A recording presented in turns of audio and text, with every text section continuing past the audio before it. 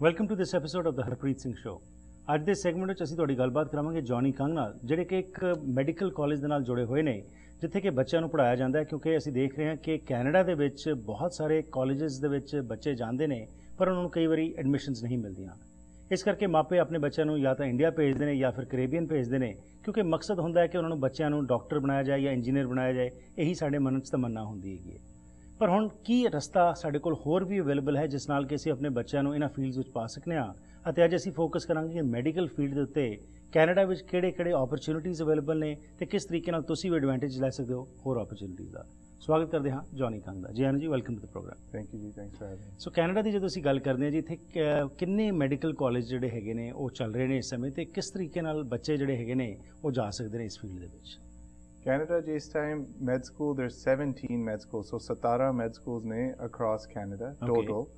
Jina chon sade like BC te kuya, there's University of British Columbia here. In Alberta there's 2. Okay. Or there's even more in Alberta, but mostly concentration in the eastern provinces. Yeah,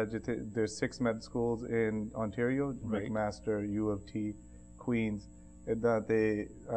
There's 4 in Montreal. So ਉਹਨਾਂ ਦੇ Montreal ਚੋਂ French speaking ਵੀ ਨੇ, so ਜਿਹੜੇ English speaking universities ਤੇ French speaking ਉਹਨਾਂ ਥੋੜ੍ਹਾ ਜਿਹਾ ਫਰਕ ਹੁੰਦਾ, ਪਰ medical science across Canada. There's 17 medical schools. So what is the process? What one has to initiate ਜੇਕਰ ਕਿਸੇ ਨੇ ਆਪਣੇ ਬੱਚੇ ਨੂੰ ਭੇਜਣਾ ਹੈ ਮੈਡੀਕਲ ਸਕੂਲ ਦੇ ਵਿੱਚ, ਕੀ ਕਰਨ ਦੀ ਲੋੜ ਹੁੰਦੀ ਹੈ? Medical school the undergrad the degree required in Canada and MCAT, that's medical college admissions test. MCAT ਕੀ ਕਰਦੇ ਨੇ, they take the score, usually accept ਕਰਦੇ ਨੇ 30 and above. It's kind of a high standard for MCAT.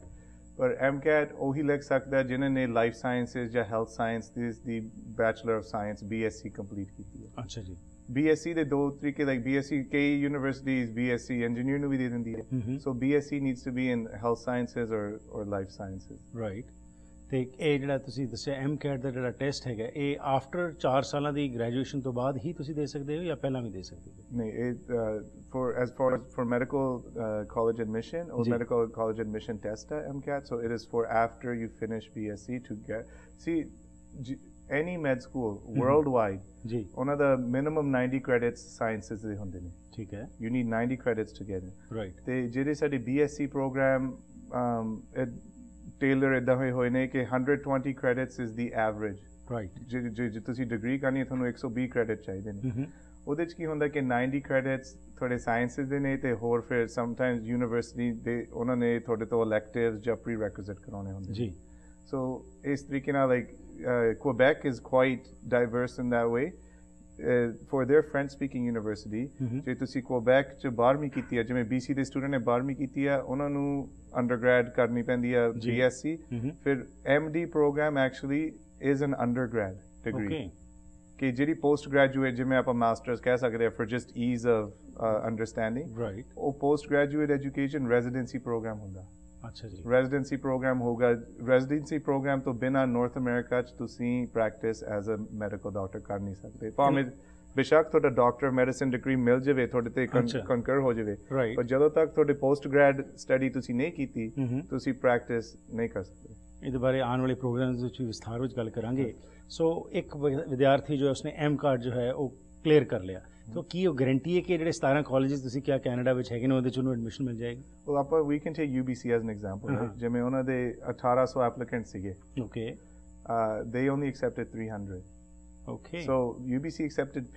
less than 15%, like about 15% of their, so it becomes very competitive, right? And UBC is actually one of the GPA average ਜਿਹੜੀ ਉਹ ਚਾਹੁੰਦੇ ਨੇ from your life sciences is the lowest, is I think is 2.8. Okay. There's like U of T I think is 3.5. Acha ji. So ਉਹਦੇ that means that you had to have over 90% in all of your courses, or over maybe even 95% in all of your university courses to be a candidate. Besides that, ਉਹ ਹੋਰ ਕੀ ਦੇਖਦੇ ਨੇ, ਤੁਹਾਡੀ portfolio ਹੁੰਦੀ ਹੈ, ਜਿਵੇਂ ਤੁਸੀਂ ਮੈਡ ਸਕੂਲ ਦੀ application ਕੀਤੀ ਜੀ, ਤੇ ਉਹਦੇ 'ਚ ਉਹ ਦੇਖਣਗੇ ਕਿ ਬਿਕਾਜ਼ ਪੇਸ਼ੈਂਟ ਕੇਅਰ ਉਹਨਾਂ ਦੀ ਬਿਗੇਸਟ ਕੰਸਰਨ ਹੈ ਥੀਸ ਡੇਜ਼। ਠੀਕ ਹੈ। ਐਕੈਡੈਮਿਕਸ ਲਈ ਸਾਡੇ all students ਜਿਹੜਾ ਯੂਨੀਵਰਸਿਟੀ ਜਾ ਰਿਹਾ ਜਿਹੜਾ ਮੈਡ ਸਕੂਲ ਤੱਕ ਅਪਲਾਈ ਕਰ ਰਿਹਾ ਉਹਨਾਂ ਨੇ ਐਕੈਡੈਮਿਕਲੀ ਉਹ ਸਾਊਂਡ ਹੈਗੇ ਨੇ ਰਾਈਟ ਪਰ ਜੇ ਉਹ ਸ਼ਾਈ ਨੇ ਜੇ ਉਹਨਾਂ ਕੋਲ ਪਰਸਨਲ ਸਕਿੱਲ ਨਹੀਂ ਹੈਗੇ ਜੇ ਉਹ ਪੇਸ਼ੈਂਟ ਨੂੰ ਕਈ ਵਾਰੀ ਜੇ ਡਾਕਟਰ ਆ ਕੇ ਮਾੜਾ ਜਿਹਾ ਹਸਾ ਦੇਵੇ ਪੇਸ਼ੈਂਟ ਨੂੰ ਉਹਨਾਂ ਦੇ ਅੱਧੀ ਤਾਂ ਬਿਮਾਰੀ ਉੱਥੇ ਮਿਟ ਜਾਂਦੀ ਹੈ and this Canada is a conscious society right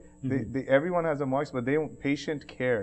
is what their focus is. So they want to see where have you done your volunteering. That's why sometimes you'll see कि ਜਿਹੜੇ med school ਦੇ applicant or ਜਿਹੜੇ BSc ਕਰ ਰਹੇ ਨੇ ਬੱਚੇ ਉਹ ਕਈ ਵਾਰੀ ਬੈਠੇ ਹੁੰਦੇ ਨੇ ਮੇਬੀ ਤੁਸੀਂ ਕਿਸੇ ਦਾ ਬੇਬੀ ਦੇਖਣ ਗਏ ਜਾਂ ਹੋਰ ਤੇ ਤੁਹਾਨੂੰ ਕੋਈ ਤੁਹਾਡਾ ਜਾਣਕਾਰ ਉੱਥੇ volunteer ਕਰਦਾ ਹੁੰਦਾ at the hospital. That is why so they get familiar with the hospital environment ਉਹ ਆਪਦੇ medical school applications ਨਾਲ ਉਹ ਦੇਣਗੇ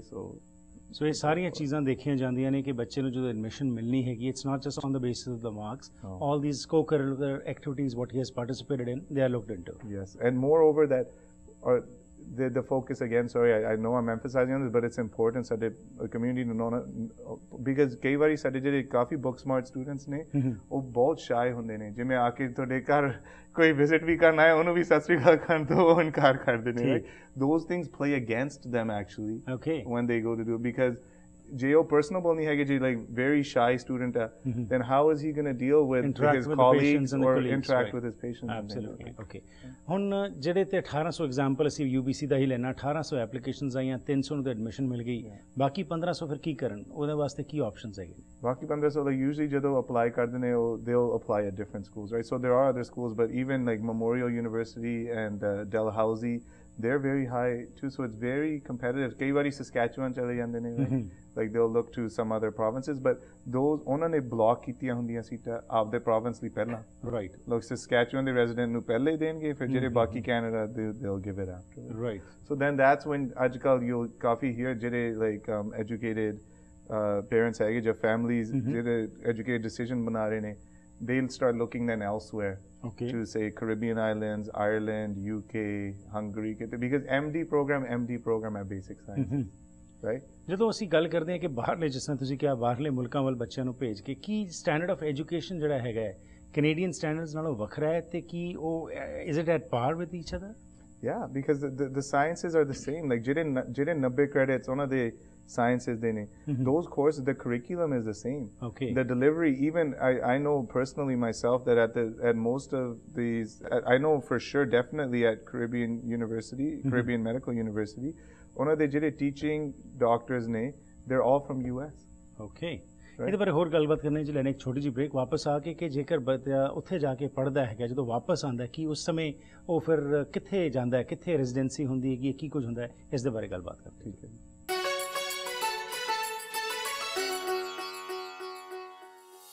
once again welcome back to the program ਅੱਜ ਅਸੀਂ ਗੱਲਬਾਤ ਕਰ ਰਹੇ ਹਾਂ ਜੀ ਜੌਨੀ ਕੰਗ ਨਾਲ ਜਿਹੜੇ ਕਿ ਸਾਡੇ ਨਾਲ ਸ਼ੇਅਰ ਕਰ ਰਹੇ ਨੇ ਇਨਫੋਰਮੇਸ਼ਨ ਕਿ ਜੇਕਰ ਤੁਸੀਂ ਆਪਣੇ ਬੱਚਿਆਂ ਨੂੰ ਡਾਕਟਰ ਬਣਾਉਣਾ ਚਾਹੁੰਦੇ ਤਾਂ ਉਸ ਵਾਸਤੇ ਕੀ ਕੁਝ ਕਰਨ ਦੀ ਲੋੜ ਹੈ ਤੇ ਕਿਹੜੇ ਓਪਰਚੁਨਿਟੀਜ਼ ਤੁਹਾਡੇ ਕੋਲ ਅਵੇਲੇਬਲ ਨੇ ਆਓ ਕੁਝ ਹੋਰ ਜਾਣਕਾਰੀ ਲੈਂਦੇ ਹਾਂ ਸੋ ਕੈਰੇਬੀਅਨ ਦੀ ਤੁਸੀਂ ਗੱਲ ਕੀਤੀ ਆਇਰਲੈਂਡ ਦੀ ਗੱਲ ਕੀਤੀ ਇੰਡੀਆ ਦੀ ਗੱਲ ਕੀਤੀ ਇੱਥੇ ਬੱਚੇ ਭੇਜ ਦਿੱਤੇ ਜਾਂਦੇ ਨੇ ਕੈਰੇਬੀਅਨ ਦੇ ਉੱਤੇ ਕਾਫੀ ਫੋਕਸ ਮੈਂ ਦੇਖ ਰਿਹਾ ਇਸ ਸਮੇਂ ਹੋ ਰਿਹਾ ਇਹ ਕੀ ਵਜ੍ਹਾ ਕਿ ਉਹ ਥਾਂ ਕਾਫੀ ਅੱਗੇ ਆ ਰਹੀ ਹੈਗੀ Caribbean the wajah ki hai Caribbean offshore manya janda ji offshore of North America offshore mainly of US ji right because it's very accessible from Miami it's like 1 hour flight right so utte bhi pehla bhi bahut sunde hunde si ki offshore banking right because utte sahultan kafi hegiyan because like it's had a direct relationship with North America for a long time ਉਹਦੇ ਚ ਕੀ ਆ the main draw for Caribbean University is because ਜਿਹੜੀ clinical rotation ਹੈ ਜਿਵੇਂ ਆਪਾਂ ਪੰਜਾਬੀ ਸਮਝ ਸਕਦੇ ਹਾਂ ਲਾਈਕ ਇੰਟਰਨਸ਼ਿਪ ਜਦੋਂ ਕਲਰਕਸ਼ਿਪ ਕਹਿੰਦੇ ਆਪਾਂ ਕਿ ਉਹਨਾਂ ਨੇ ਆ ਕੇ ਪ੍ਰੈਕਟੀਕਲ ਜਦੋਂ ਆਪਦਾ ਬੋਰਡ ਐਗਜ਼ਾਮ ਲਿਖਿਆ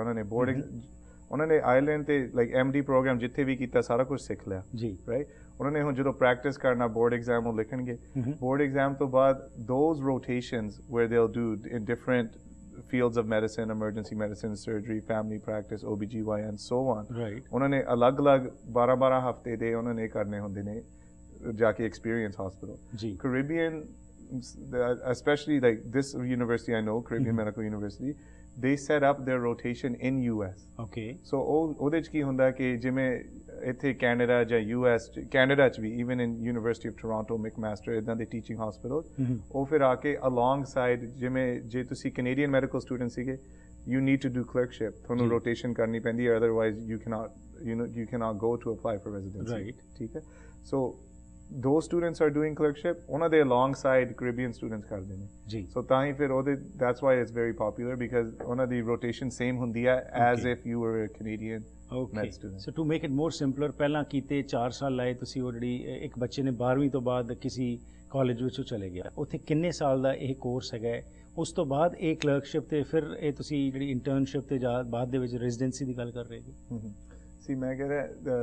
90 ਕ੍ਰੈਡਿਟਸ ਜਿਵੇਂ ਮੈਂ ਪਹਿਲਾਂ ਟੱਚ ਕੀਤਾ ਠੀਕ ਉਹ ਹੋ ਗਏ ਸੋ ਉਹ ਕੀ ਹੋਇਆ ਕਿ ਇੱਥੇ BSc ਦੇਣ 120 ਕ੍ਰੈਡਿਟਸ ਦੇਣ ਠੀਕ ਹੈ ਜੀ ਸੋ ਤੁਸੀਂ 90 ਕ੍ਰੈਡਿਟਸ ਸਿਰਫ ਕਰਕੇ ਕਹਿ ਨਹੀਂ ਸਕਦੇ ਕਿ ਮੈਂ ਮੈਡ ਸਕੂਲ ਜਾਣਾ ਬਿਕਾਜ਼ ਉਹ ਕਹਿੰਦੇ ਤੁਹਾਡੀ BSc ਨਹੀਂ ਕੰਪਲੀਟ ਹੈ ਠੀਕ ਹੈ ਸੋ Caribbean school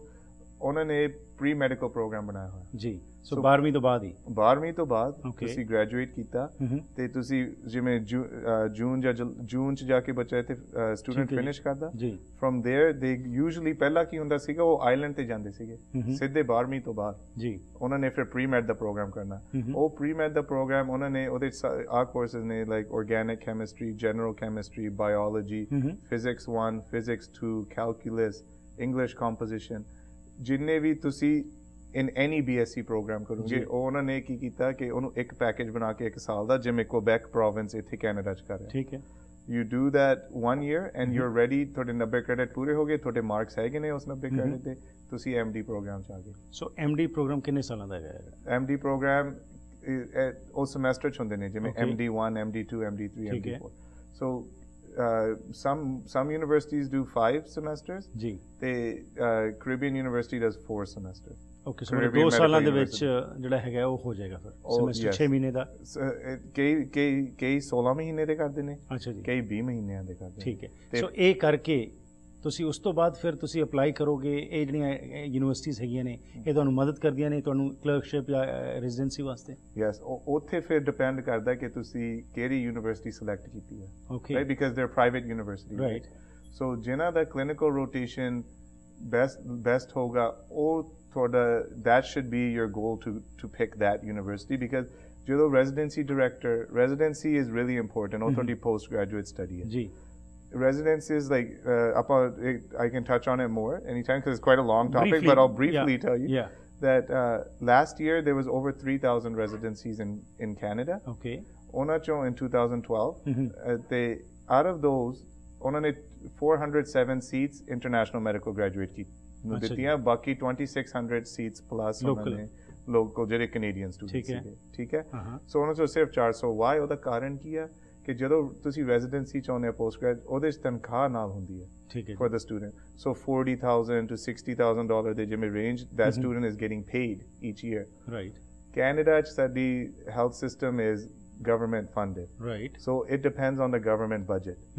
right so government budget ਨੇ ਜੇ ਉਹਨਾਂ ਦੇ ਬਜਟ ਜਿਵੇਂ 10 ਸਟੂਡੈਂਟ ਨੇ ਸੇ ਰੈਜ਼ੀਡੈਂਟ ਉਹਨਾਂ ਦੇ 40 ਹਜ਼ਾਰ ਦੀ ਤਨਖਾਹ ਹੈ $4 ਲੱਖ ਸਾਲ ਦਾ ਗਵਰਨਮੈਂਟ ਨੂੰ ਉਹਨਾਂ ਦਾ ਐਕਸਪੈਂਸ ਹੋ ਗਿਆ ਕਿ ਇਹਨਾਂ ਨੂੰ ਡਾਕਟਰ ਬਣਾਉਂਦਾ ਇਨ ਕੈਨੇਡਾ ਜੀ 3 ਸਾਲ ਦੀ ਐਵਰੇਜ 2 ਤੋਂ 3 ਸਾਲ ਤੋਂ ਜ਼ਿਆਦਾ ਰੈਜ਼ੀਡੈਂਸੀਆਂ ਹੁੰਦੀਆਂ ਰਾਈਟ ਸੋ ਆਪਾਂ ਜੇ 3 ਇਅਰਸ ਦਾ ਰੱਖੀਏ ਉਹਨਾਂ ਨੂੰ ਆਲਮੋਸਟ $1.5 ਮਿਲੀਅਨ ਦਾ ਐਕਸਪੈਂਸ ਹੈ ਰਾਈਟ ਜੇ ਉਹਨਾਂ ਦੇ ਬਜਟ 'ਚ ਨਹੀਂ ਹੈਗਾ ਉਹ ਸੀਟ ਹੋਰ ਰੈਜ਼ੀਡੈਂਸੀ ਦੀ ਖੋਲ ਨਹੀਂ ਸਕਦੇ ਤਾਂ ਹੀ in Canada residency seats are limited okay so government has to bear the burden of okay towards the end again ਹੋਰ ਥੋੜੇ ਡਿਟੇਲਸ ਵਿੱਚ ਆਉਣ ਵਾਲੇ ਪ੍ਰੋਗਰਾਮਸ ਵਿੱਚ ਅਸੀਂ ਗੱਲਬਾਤ ਕਰਾਂਗੇ ਅਖੀਰ ਵਿੱਚ ਇਹ ਦੱਸੋ ਕਿ ਜਿਸ ਤਰ੍ਹਾਂ ਜਿਹੜੇ ਬੱਚੇ ਕੈਨੇਡਾ ਤੋਂ ਇਹਨਾਂ ਯੂਨੀਵਰਸਿਟੀਜ਼ ਵਿੱਚ ਜਾ ਕੇ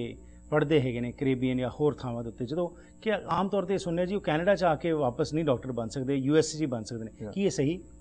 ਇਹ ਨਹੀਂ ਸਹੀ ਨਹੀਂ ਹੈਗਾ ਪ੍ਰੋਸੈਸ ਤਾਂ ਹੁੰਦਾ in everything there is a process right ਪਰ ਜੇ ਬੱਚੇ ਦੀ ਇੱਛਾ ਹੈਗੀ ਆ ਇਫ ਦੇ ਆਰ ਫੋਕਸਡ